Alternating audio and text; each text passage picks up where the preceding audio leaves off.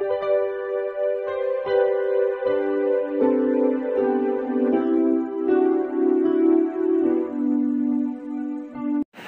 Students, প্রথমে UK educational টিপসের পক্ষ থেকে তোমাদের সকলকে স্বাগত জানাই।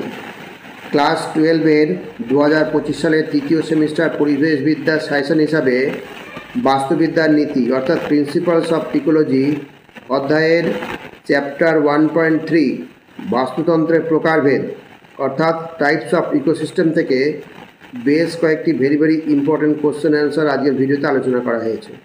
সুতরাং স্টুডেন্টস, তোমরা এই প্রশ্নোত্তরগুলো গুরুত্ব সহকারে লক্ষ্য করো এবং তৈরি করে নাও। এগুলি তোমাদের সেমিস্টার পরীক্ষায় বিশেষভাবে হেল্প করবে। প্রথমে হচ্ছে সঠিক উত্তরটি নির্বাচন করে লেখো। প্রথম প্রশ্ন হচ্ছে চারণভূমির বাস্তুতন্ত্র হলো একটি। চারণভূমির বাস্তুতন্ত্র কোনটা? চারণভূমির বাস্তুতন্ত্র হচ্ছে স্থলজ বাস্তুতন্ত্র, অতএব অপশন ডি হচ্ছে সঠিক অ্যান্সার, স্থলজ বাস্তুতন্ত্র। এবার দ্বিতীয় প্রশ্ন হচ্ছে মনুষ্য সৃষ্ট স্থলজ বাস্তুতন্ত্র হলো।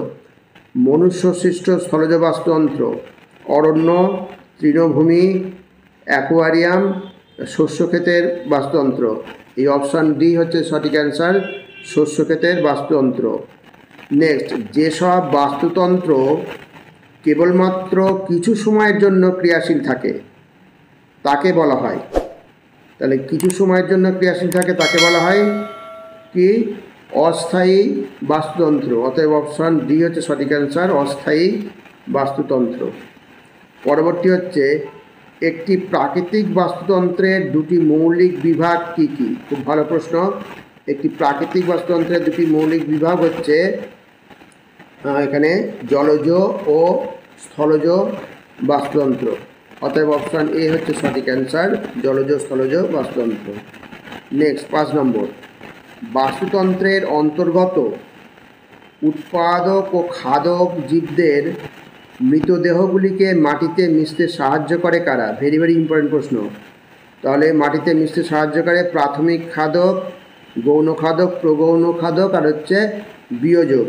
অতএব অপশান ডি হচ্ছে সঠিক অ্যান্সার, বিয়োজক। এবার নেক্সট, বিয়োজকরা হলো অর্গানোট্রফ, হেটেরোট্রফ।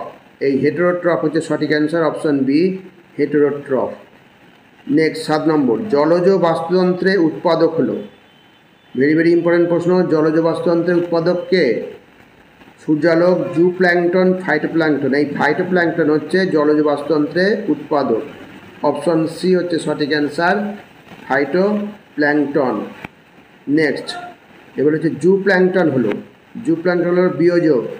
জু প্ল্যাঙ্কটন বিয়োজক নয়, জু প্ল্যাঙ্কটন হচ্ছে প্রাথমিক খাদক। অতএব অপশান বি হচ্ছে সঠিক অ্যান্সার, প্রাথমিক খাদক। এইবার নেক্সট প্রশ্ন, পুকুরের বাস্তুতন্ত্রে মুখ্য উৎপাদকের ভূমিকা পালন করে। ভেরি ইম্পর্টেন্ট প্রশ্ন। পুকুরের বাস্তুতন্ত্রে মুখ্য উৎপাদকের ভূমিকা পালন করে জু প্ল্যাঙ্কটন তো প্রাথমিক খাদক, ফাইটোপ্ল্যাঙ্কটন হচ্ছে মুখ্য উৎপাদক। অপশান বি হচ্ছে সঠিক অ্যান্সার, ফাইটোপ্ল্যাঙ্কটন। নেক্সট 10 নম্বর, প্রবহমান জলধারা নিয়ে গঠিত বাস্তুতন্ত্রকে বলা হয়। ভেরি ইম্পর্টেন্ট প্রশ্ন। প্রবহমান জলধারা নিয়ে গঠিত বাস্তুতন্ত্রকে বলা হয় লৌটিক বাস্তুতন্ত্র। অতএব অপশান ডি হচ্ছে সঠিক অ্যান্সার, লৌটিক বাস্তুতন্ত্র। এবার নেক্সট 11 নম্বর, নদীর মোহনায় কোন প্রকার উদ্ভিদের আধিক্য দেখা যায়?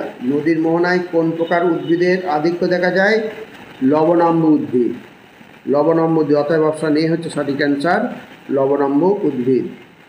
এবার পরবর্তী 12 নম্বর প্রশ্ন হচ্ছে সুন্দরবনে প্রধানত কোন প্রজাতির উদ্ভিদ দেখা যায়? ভেরি ইম্পর্টেন্ট প্রশ্ন।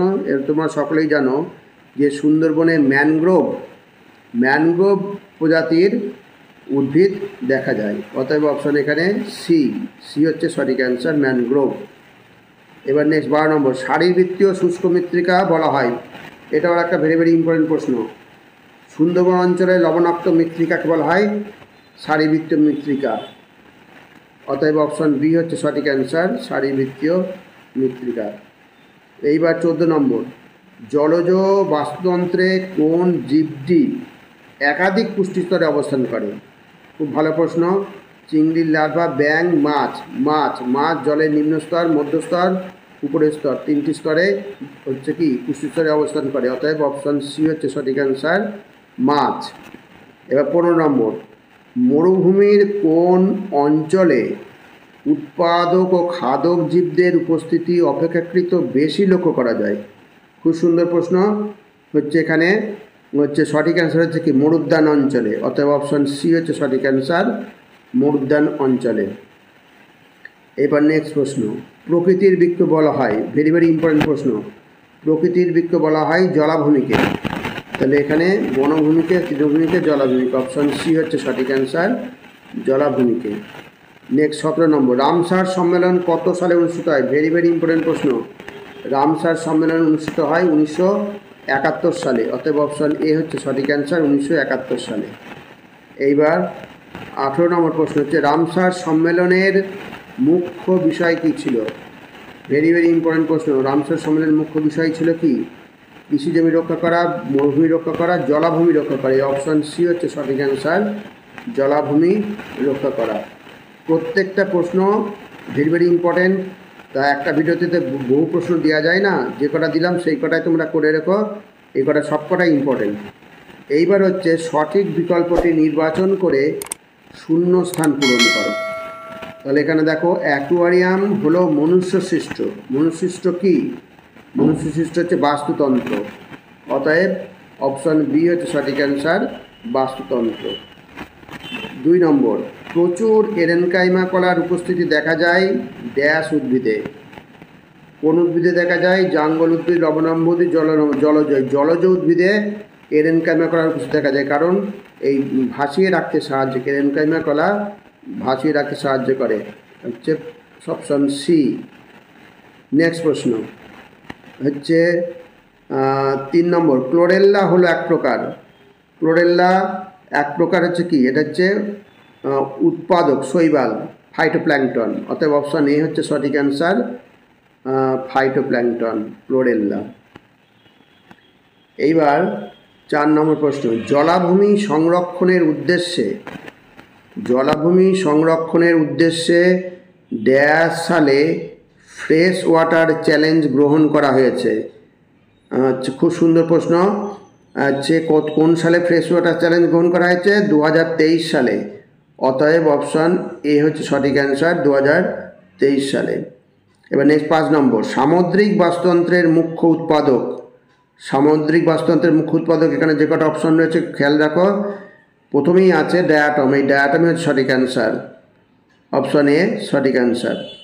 এবার নেক্সট, নিম্নলিখিত বিকল্পগুলির মধ্যে কোনটি বেমানান তা নির্বাচন করো।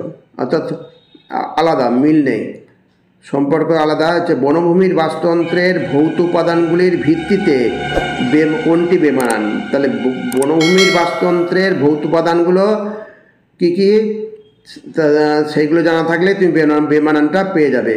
তাহলে দেখো, জল, মাটি, সূর্যালোক, প্রোটোজোয়া। তাহলে জল, মাটি, সূর্যালোক 3টি ভৌত উপাদান, প্রোটোজোয়া হচ্ছে সজীব উপাদান। অতএব অপশন ডি হচ্ছে বেমানান, অপশন ডি হচ্ছে সঠিক অ্যান্সার। এবার 2 নম্বর, জলজ বাস্তুতন্ত্রের ভিত্তিতে কোনটি বেমানান? জলজ বাস্তুতন্ত্র লোটিক, পিলেজিক, বেন্থিক বাস্তুতন্ত্র, 3টি জলজ।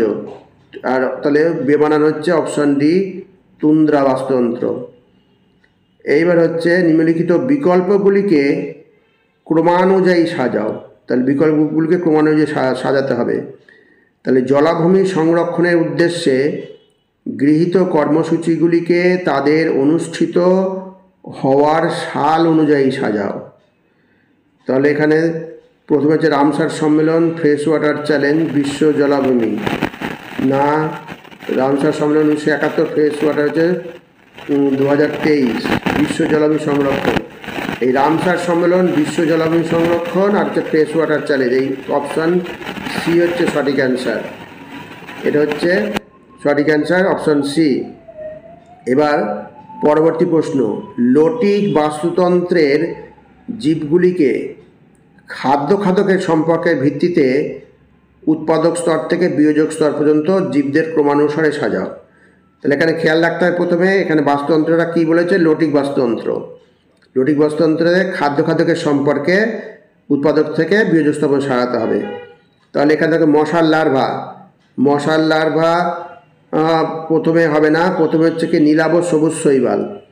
তাহলে প্রথমে হচ্ছে বি এর পর হচ্ছে মশার লার্ভা এ, মশার লার্ভা তারপর হচ্ছে সি ছোটো মাছ মশার লার্ভাকে ছোটো মাছ খাচ্ছে, আর ছোটো মাছকে খাচ্ছে বক, অর্থাৎ লাস্ট হচ্ছে ডি। তাহলে কী দাঁড়ালো, উৎপাদক হচ্ছে নীলাভ সবুজ শৈবালকে খাচ্ছে মশার লার্ভা খাচ্ছে ছোটো মাছকে খাচ্ছে বক, অর্থাৎ BACD। এইটা হবে তোমাদের অ্যান্সার। তাহলে স্টুডেন্টস যে প্রশ্নগুলো দেওয়া হলো, প্রতিটা প্রশ্নই ভেরি ভেরি ইম্পর্টেন্ট, প্রত্যেকটা উত্তর তোমরা রেডি করে নেবে, এগুলি তোমাদের কাজে লাগবে। আর একটা ভিডিওতে বেশি প্রশ্ন দেওয়া যাবে না, কারণ বহু ইম্পর্টেন্ট প্রশ্ন আছে, তার মধ্যে থেকে বেছে বেছে দেওয়া হলো। যাই হোক স্টুডেন্টস, ভিডিওটা যদি ভালো লাগে অবশ্যই সাবস্ক্রাইব করো, এর সাথে একটা লাইক দিও এবং তোমার ফ্রেন্ডসদের মধ্যে ভিডিওটি শেয়ার করো। তাহলে স্টুডেন্টস আজকে এখানেই শেষ করি। তোমরা সকলে ভালো থেকো, সুস্থ থেকো। Thank you very much.